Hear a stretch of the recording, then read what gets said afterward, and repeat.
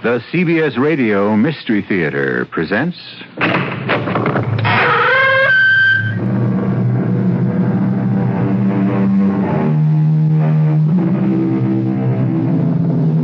Come in. Welcome. I'm E.G. Marshall.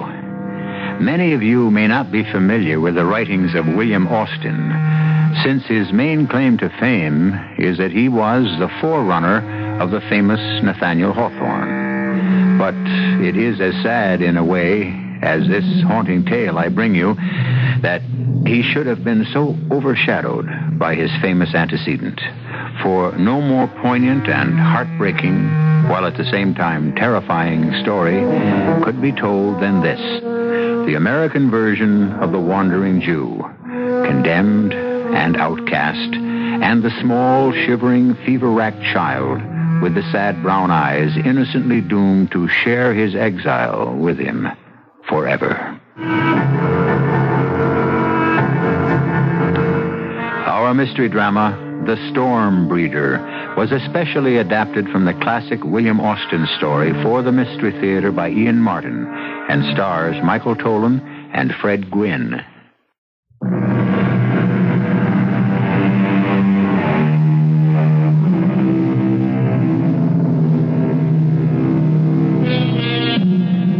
For the strange, weird, unforgettable fragment of American history brought to you here, we are indebted, according to William Austin, to one Jonathan Dunwell of New York.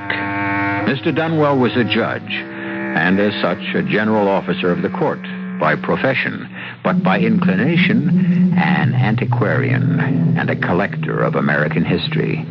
It is his manuscript we bring to life. In the summer of 1820, business called me to Boston. I sailed in the Packet to Providence, and when I arrived there, I learned that every seat in the stage was engaged. I was fortunate enough to find a seat with the driver. It being a pleasant night and he quite intelligent, we were chatting pleasantly when all of a sudden the horses drew their ears on their necks flat as a hare's, and the whole business of Peter Rugg began. What's the matter with the horses? Have you a shirt, too, with you? Well, I need no overcoat. My jacket is enough. You'll need one soon. You see the horse's ears? Well, as a matter of fact, yes. I was just about to ask why. They see the Storm Breeder. The who? You'll find out, sir. Keep your eyes ahead. I am. The road seems empty, and the weather is lovely, not a cloud in the sky. But you will see him soon. And the weather that follows will blot out the sun. Are you pulling my leg, driver? I wish I were, Mr. Dunwell, sir. Here, sir. Wind this blanket about you. But the sun is shining, and Listen to what I say. Protect yourself as much as you can. Approaching us was a weather-beaten chair, once built for a chaise body drawn by a great black fiery horse, traveling at least at a speed of 12 miles an hour. Seated in it were a child and a man who glanced at us as he passed in such dejection of spirit and hopelessness that my heart seemed to suspend beating momentarily. In the moment that he passed us, our horses' ears sprang forward and bent so that they nearly met. Who was that man? Nobody knows. And the child? Nor her. No, both are familiar to me. I must have passed them more than 100 times on near as many routes. Without ever exchanging a word? Not a word. In the beginning, he used to stop and inquire the way to Boston, even when he was traveling directly away from the town. But since he never seemed to follow my directions, I have ceased communication with him. So that was the reason for the strange, fixed look he turned on you. It could be. And now he's gone.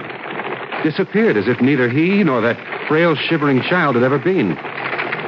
Does he never stop anywhere? Never longer than to inquire the way to Boston. I see no signs of this promised storm. Look in the direction from which the man came. The storm follows him. By gad, you're right. There is a little black cloud speck in the east, but not much more than the size of my hat. That there's the seed storm. With luck, we may reach Polly's Tavern before it strikes. But you mark my word, the wanderer and his child will go on through rain and thunder and lightning to Providence. To the town we are coming from, you mean? Yes, sir. I would guess the real Providence is as far out of his reach as the Boston he never seems able to find Wrap that saddle blanket about you, for here it comes. Hey! Giddy up! Mark you in his lightning flash. Do you see? My eyes are dazzled. What do you mean? Watch as it comes again. There! In the center of the cloud. What? Don't you see? An open carriage drawn by a black horse and the child clinging in terror to the man. Now look. Do you see?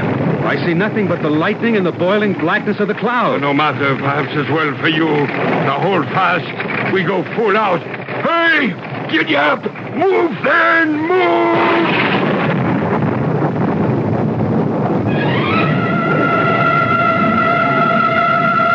Within a few minutes, we had broached a rise, and sliding and slithering came down into the hollow to Polly's Tavern. In spite of the summer weather, a steam of damp arose from our clothes and those of other travelers. And the whole common room seemed to be awash with discussion of the storm breeder, whom almost all of them seemed to have met on the road. The name is Derwent, sir, of Boston, in the import-export trade. Jonathan Dunwell, recently seated as judge in our circuit courts, bound from New York to your fair city. Well, sir, my pleasure and privilege to meet so distinguished a gentleman. I'm afraid your city is fast surpassing ours in credit and notoriety. Not entirely, sir. I'm afraid a citizen of your city is the focus of all conversation tonight. The storm breeder. Did you chance on him? No, as it happens, not today. But too many times. Too many times? I could wish to see neither that man nor his horse again. For they seem not to belong to this world. Well, how's that? I saw them plain, father and daughter, passing us on the road. Did you speak? No. I have seen him wet and weary many times before tonight. And no one who has ever once seen him can ever be deceived again as to his identity. You know him by name? Yes, sir. Peter Rugg. Peter Rugg. But who is this mysterious man? That is more than anyone can tell exactly, save that he is a famous traveler, though held in low esteem by all innholders, for he never stops to eat, drink, nor sleep. But why does the man never stop anywhere? Long enough to speak to anyone, at least. Why, those who know the most about him say the least. It is asserted that sometimes heaven sets a mark on a man for judgment or for trial. I'm thinking of the one time Rugg spoke to me. I was in Connecticut at the time, on a winding road, my horse as weary as myself. It was toward dusk, and all of a sudden, from behind me, traveling at a reckless clip for those roads, a fiery black horse pulling an open chaise caught up to me from behind. Sir, will you tell me how far it is to Boston? 100 miles. 100? How can you say so? I was told last night it was but 50, and I have traveled all night. Problem is, sir, you are traveling from Boston. You must turn back. How can you tell me so? It is all turn back. Boston shifts with the wind. One man tells me it is to the east, the other west. Even the guideposts all point the wrong way. I think perhaps you're tired, and your little girl, too. Why not stop and rest? You're wet and weary. Yes, foul weather since I left home. Stop then up ahead at the inn and refresh. No, I cannot stop. You see what follows me? I must ever stay ahead of it. So I must reach home tonight. I pray you are mistaken in the distance to Boston. I wish I were. May I make so bold as to inquire if you are Peter Rugg? I think we've met before. My name is Rugg. I meet so many... I have lost my way. I am wet and weary. I would take it kindly if you would direct me to Boston. Where do you live in Boston? On what street? Why, Middle Street. Everyone knows the house, with the great shade maple, across from the cemetery. When did you leave Boston? I cannot tell precisely. It seems a considerable time. What, sir? How did you and your child become so wet? It has not rained in these parts today. The shower caught me back on the road a piece. It always catches me, unless I keep moving. Moving. Would you advise me to take the old road or the turnpike? Why, the old road is over 120 miles. The turnpike but 97. You impose on me. It is wrong to trifle with a traveler. You know it is only some 40 miles from Newburyport to Boston. But this is not Newburyport. This is Hartford. Do not deceive me, sir. Is not this river I have been following the Merrimack? Oh, no, sir. You are just outside Hartford. And this river is the Connecticut. Have the rivers changed their courses as the cities their places? Am I forever... But again the clouds are gathering. The storm is at my heels. God curses me for that fatal road.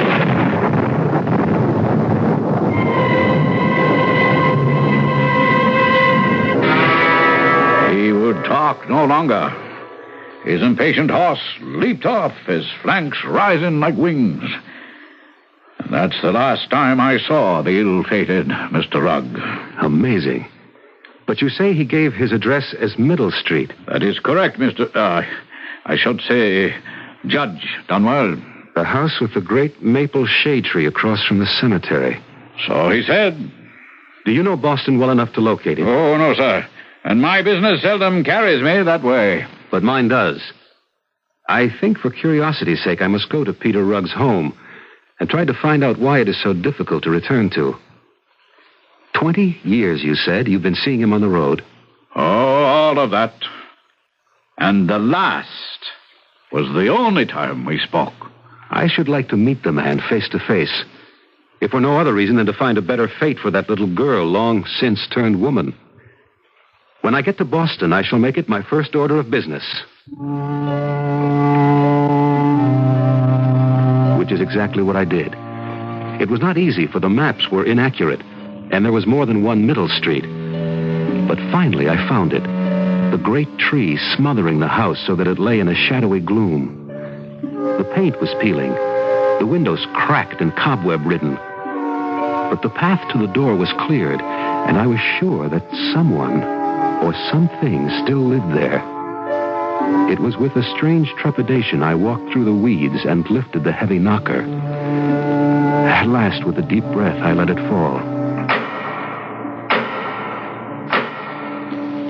Then, in utter silence, bathed in the shadowed gloom, I waited to meet whatever waited behind that door.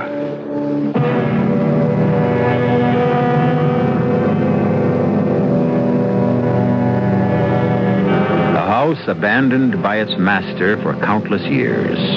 Is it possible that any evidence of him has remained, or his family? Does some heartbroken woman still wait for that lost child, or even for the storm breeder himself? Who and what is Peter Rugg? Phantom, or reality, or legend? We shall have to await those answers with Judge Dunwell until I return shortly with Act 2.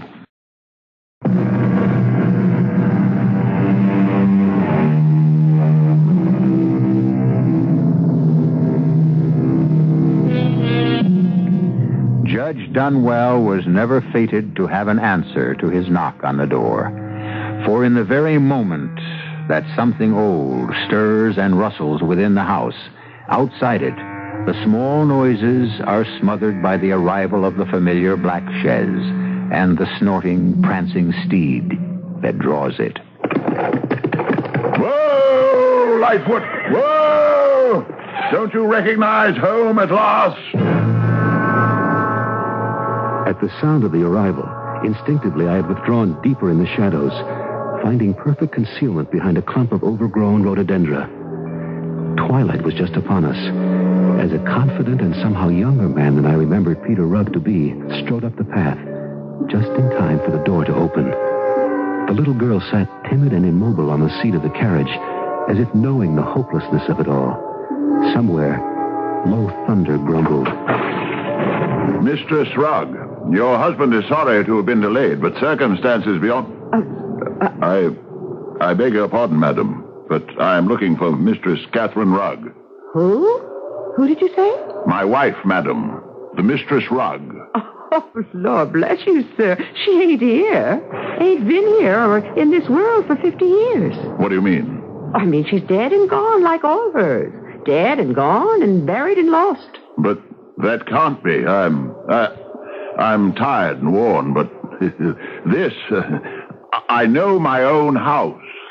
I live here. Oh, no, you don't. Not now, you don't, whoever you are. I can show you deed and title which says that it's mine. It is true. It seems as though it might be on the wrong side of the street. I don't know. It's hard to... forgive me, madam. I'm confused. Everything seems misplaced. The streets changed. The people changed. The town changed. And what is strangest of all, Catherine Rugg has deserted her husband and child. Oh, pray tell me, has John Foy come home from sea? Who? John Foy, my kinsman. He could give me some account of Mrs. Rugg. I never heard of John Foy. Where does he live? Just above here on Orange Tree Lane. Oh, bless you for a stranger. No such place in this neighborhood.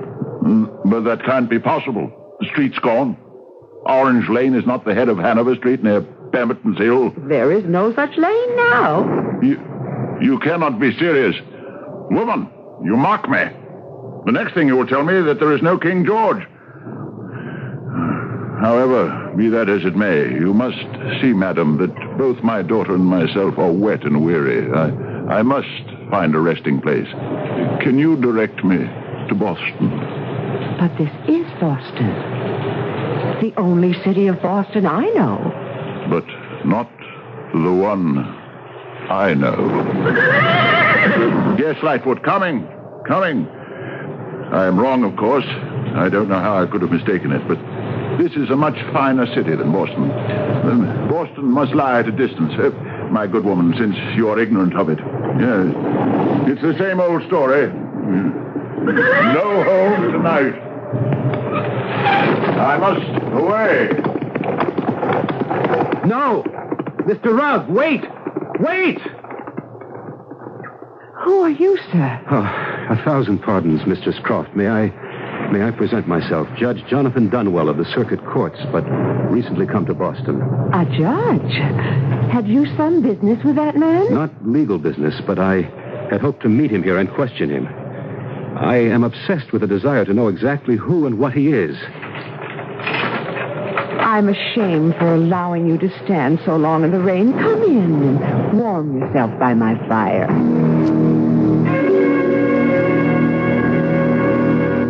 May I offer you some more sherry, Your Worship? No. You are more than kind to have given me what I have against the chill. Heaven help that poor man in an open carriage. And that child beside him. And the child. That a man named Rugg once owned this house is all I know. The factor who arranged for my father to take it over is supposed to have made sure all papers are legal. How I wish I could have stopped him, learned more about him, tried to solve the mystery of him. The mystery of him? Well, I cannot help there, but I should think the factor who sold us this house should know more of him than anyone, if he is still alive. Could you give me his name and address? I shall not rest till I have followed this strange affair to its depths and its beginnings.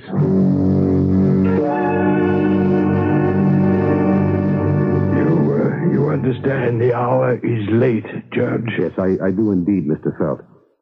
You know the history of Peter Rugg, sometime of Middle Street in this district? Yeah. I will be brief. He rented a property of mine in his youth. He was married to a fine young woman who bore him a daughter, as I remember. Jenny. So I believe was the name. But no matter, an offspring. And then without so much as a by your leave, he ran off with the child, leaving the wife to die, as I believe or remember. Yes. She died. Why? Well, damn it, she was deserted. Fortunately, Rugg left no creditors. He owned his horse and chaise, and after she died, it was all soon forgotten. Yeah, soon forgotten. I suppose he died. No.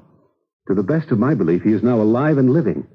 I have lately seen him and his horse and chaise, and his child. Oh, is that so? That's so. Well, now, I wouldn't presume to argue with a man of your standing that Peter Rugg could still be alive. I will not deny, but Jenny Rugg, if you saw her... Let's see now, the Boston Massacre was 1770, was it not? I fortunately avoided it, but history records that date. So, on that date, Jenny was 10 years of age. And if living, that would make her, let's see, 60 now, give or take a year. Do you know what you're saying? If Peter Rugg is still alive, which I take as possible, he could be only 10 years older than myself. And I was only 80 last March. It was obvious that Mr. Felt was in his dotage. So despairing of gaining any further intelligence from him, I returned to my lodgings at the Marlborough Hotel. If Peter Rugg, I thought to myself, has been traveling since the Boston Massacre, there is no reason I can see now that he shouldn't travel to the end of time. And I might have left it there had I not descended to the tap room for a nightcap, and there encountered Mr. Derwent. I ran up against a man whose grandfather knew our elusive friend, Mr. Rugg, and can now tell you the whole story, such as it is. Then by all means begin. It seems that, if my informant is worthy of credit, Peter Rugg, a man in comfortable circumstances, with one daughter and a wife, lived in Boston on Middle Street. He was a man generally esteemed, save for one thing. Oh, don't keep me on tenterhooks. What? An ungovernable temper, so violent that the wig would rise from his head, and while his fits were upon him, he had no respect for heaven or earth. A sorry spectacle, some of it hard to believe. Less hard to believe than his punishment for it. Well, what does that mean, sir? Well, whilst visiting in Concord one day late in autumn, with his daughter in the chaise, drawn by his favorite horse, a great black beast named Lightfoot, a tremendous storm overtook them, driving them for shelter, as dark fell, under the roof of a friend of his, Mr. Cutter, who urged him to tarry the night. Which any man in his right senses under the circumstances would do. And he did not heed his pleas? Far from it, Judge. Instead, the veins standing out on his neck and at his temples, he screamed to high heaven. Let the storm increase. Let God and the devil wreak their worst. I will see home tonight, or never see it more. And with that, he clapped whip to his horse and disappeared into the raging night. Never to return home?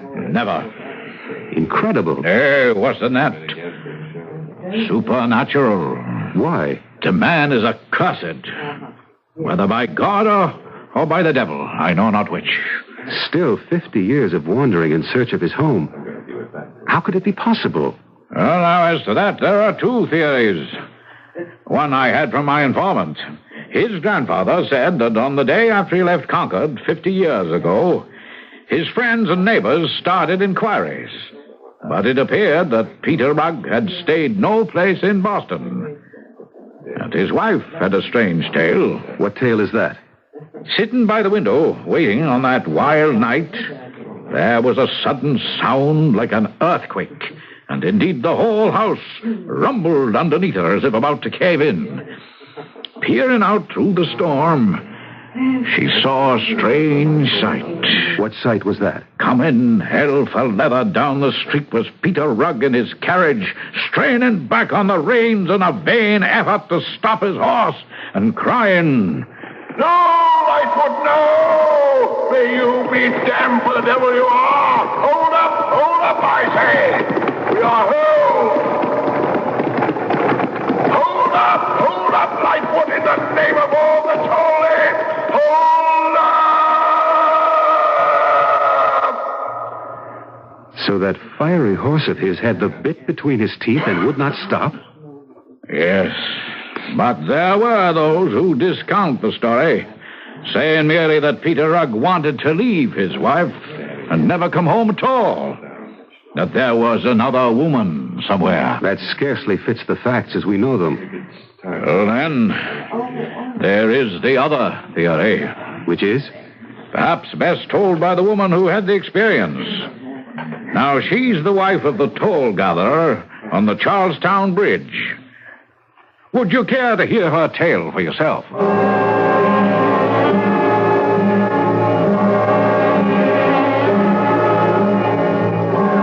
Well, sirs, it's many years ago by now. My old man has gone to his rest. Lord save him who could bear me out. In those days, we were both young and spry, and many's the evening I used to keep him company here at the toll gate. Those days were when? Oh, nigh under 50 years ago. Well, I'm sorry to have interrupted. Go on with your story. But I remembered how annoyed Ethan was by this big black horse and the chaise and the man and the little girl. Used to tell me how they continually were in contempt of the rates crossing the bridge without stopping or paying. And were they always followed by bad weather? Why, bless you, sir, that is the truth. My Ian used to say they brought bad luck. And you say you saw them? One evening we heard them thundering up, and I says, this time they ain't going to take it out on you, Ethan. You're too easy going. So when he called them to halt and they kept on, I had grabbed up a three-legged stool. Heavy it was, but I was young and strong, and I hurled it square into the horse's belly. And tell the judge what happened then. It passed right through that horse as if it were a shadow. He never even broke stride as a stool went skipping across the bridge. No, sir. That was a haunt. A ghost rider with bad luck right in the dust of his wheels. So, Judge Dunwell, what is your judgment? I don't know. Neither explanation fits the pattern of my mind. And I have a feeling that I am not yet done with Peter Rugg, nor will be till his fate is truly revealed to me.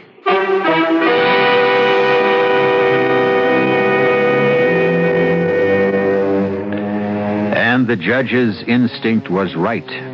Neither he nor we are yet done with the haunting tale of Peter Rugg, the man or ghost who wanders so hopelessly in search of home and rest. I'll return shortly with Act 3.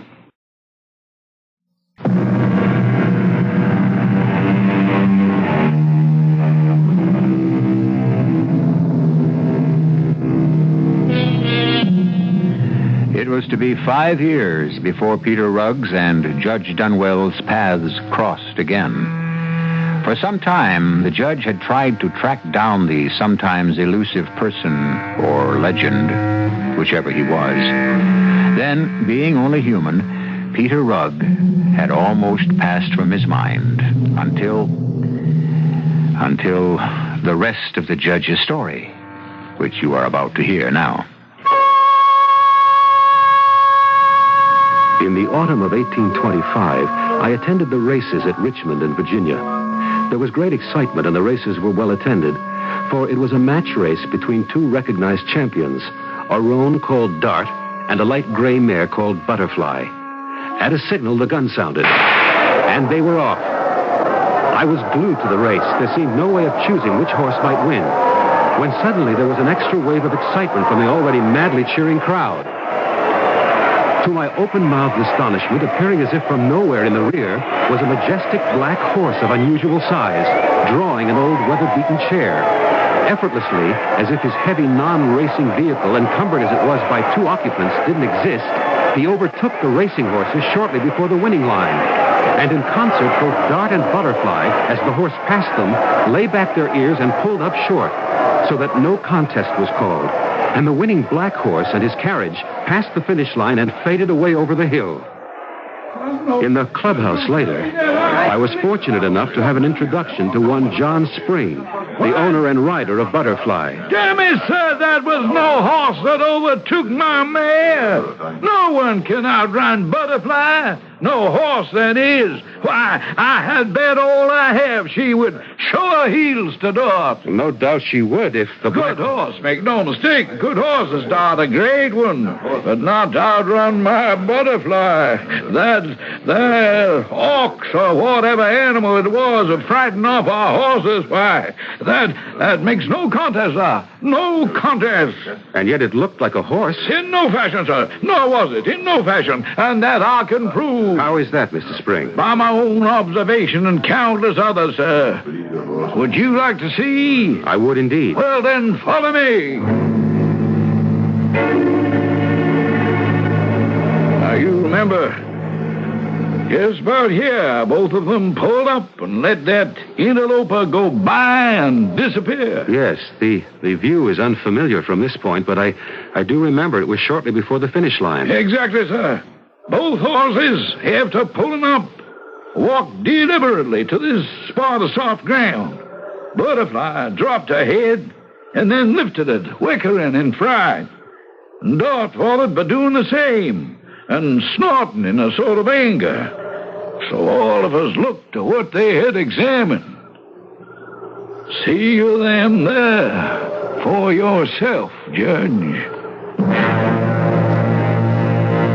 I was looking at the hoof marks of the black horse, which had carried on to the finish line and beyond.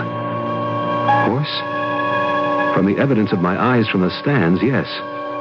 From the same evidence as I looked at the soft ground, Mr. Spring's strange claim had real validity.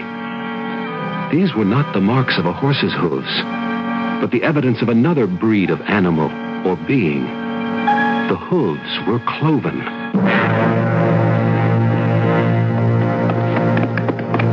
Judge Dunwell.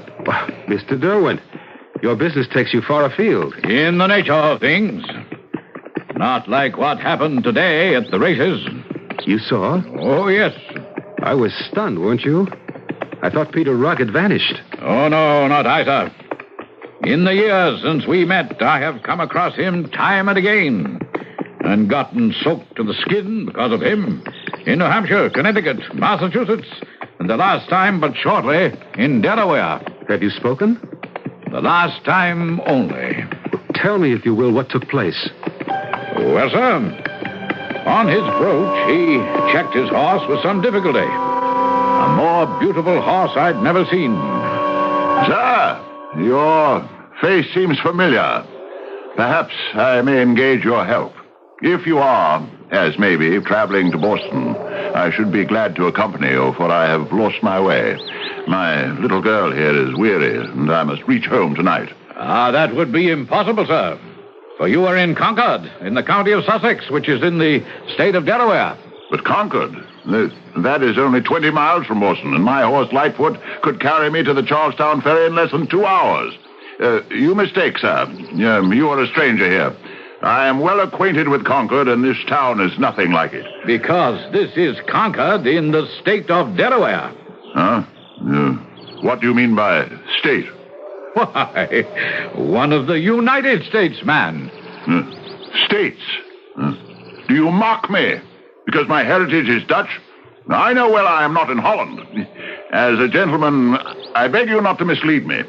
Tell me, quickly, for pity's sake, before my horse swallows its bit, he is so starved, set me on the right road for Boston.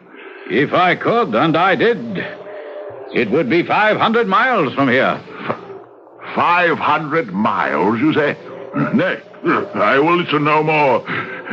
This beats the Connecticut River. Get up, Lightfoot, get up!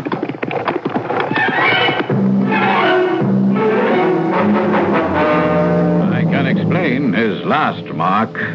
I met him, as you may remember, outside Hartford, when he persisted in mistaking the Connecticut River for the Charles. So our wandering homeseeker is still abroad.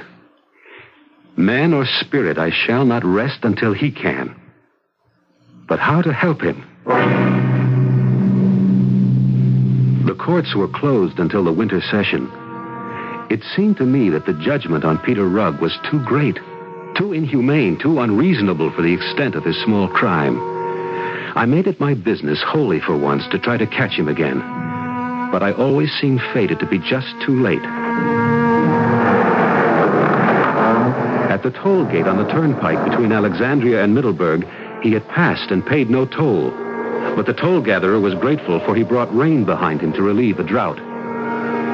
Back in Virginia at the toll bridge, an irate gatekeeper told me that, annoyed by the number of times Rugg had passed that way refusing to pay, he had stood in the way of the vehicle, and it had passed right through him or over him without so much as touching him. On the ferry boat across the Hudson, a Mr. Hardy who collected fares showed me a fare that a man had given him, insisting it was 30 shillings. It might have been once. It was a half-crown, coined by the British Parliament, dated 1649. Then I knew I had caught up with Peter Rugg again at last. I found him in his rig at the bow of the boat. Greetings, Mr. Rugg. Huh? Oh, yes. You seem familiar, sir. Judge Dunwell. We have met on the road before. That could be possible, sir. May I say that since you're a stranger here, my house is your home. Dame Rugg will be happy to see her husband's friend. Step into my chair, sir, if you will. Move over, Jenny, for the great man, and we shall be in Middle Street very shortly. For many reasons, I will take advantage of your kind invitation. I sneaked a glance at my companions. Both were dressed in incredibly old-fashioned garments of fine cloth, but showing great wear. Rugg himself, at least in the face, was little more than skin drawn over the skull and cheekbones. Jenny was so bundled up she suggested only to my sad and horrified eye what her wizened, dried-out face proclaimed: a small Egyptian mummy. Only Lightfoot looked bigger, sleeker, and more magnificent than ever. This is not Boston, sir. Then mayhap it is New York. How can it be New York, sir, when that place is 200 and more miles from Boston?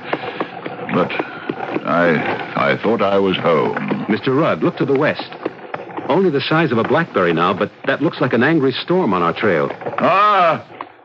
It is in vain to escape. I know that cloud. It brings new wrath to spend on my head. Go now, kind stranger, whoever you are. Leave me to my fate. No, not this time, Peter Rugg. Give me the reins. This time, perhaps we can outrun the storm. I took them from his slack hands, sliding over him and pushing him back to huddle with his daughter. And it needed only one flick to send that strange horse on his way like the wind. As we careened around the first corner, I noticed that his front hooves had been split on some hard road somewhere, but were healing. So Mr. Spring had been at least half right about the cloven hooves.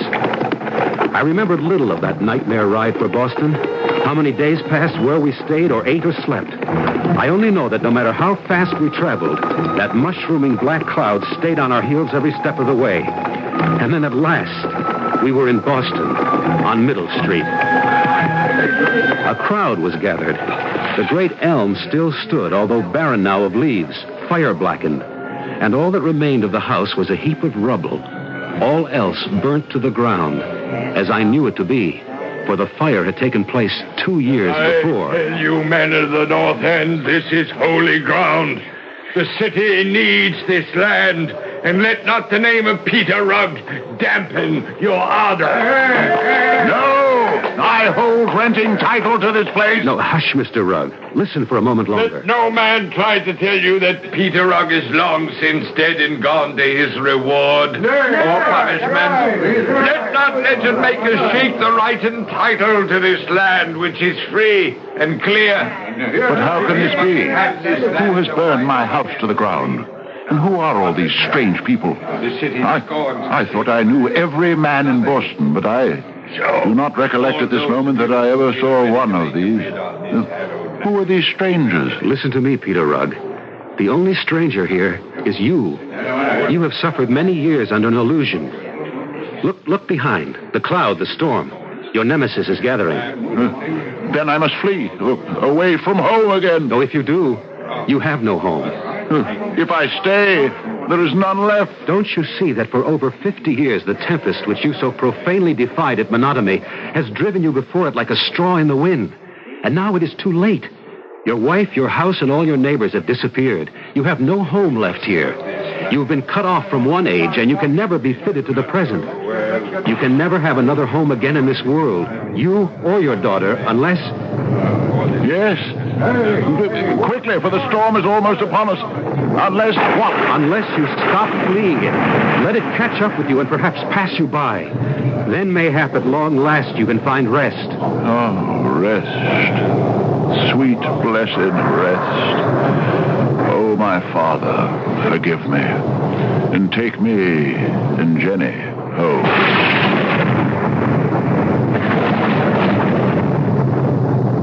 The great black clouds and teeming rain engulfed us all.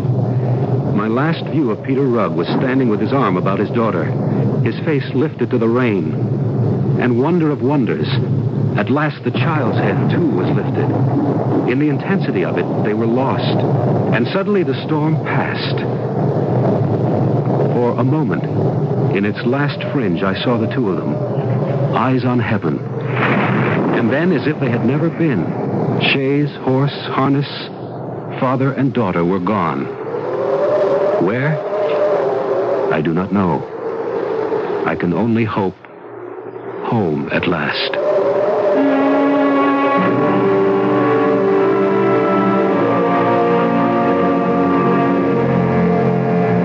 Judge Dunwell lived out a long and fruitful life, dying quietly in his bed one night. We do not know what his last thoughts were, but certainly one of them must have been that in all the last 40 years of his life, he never again met or heard of Peter Rugg. I shall be back shortly.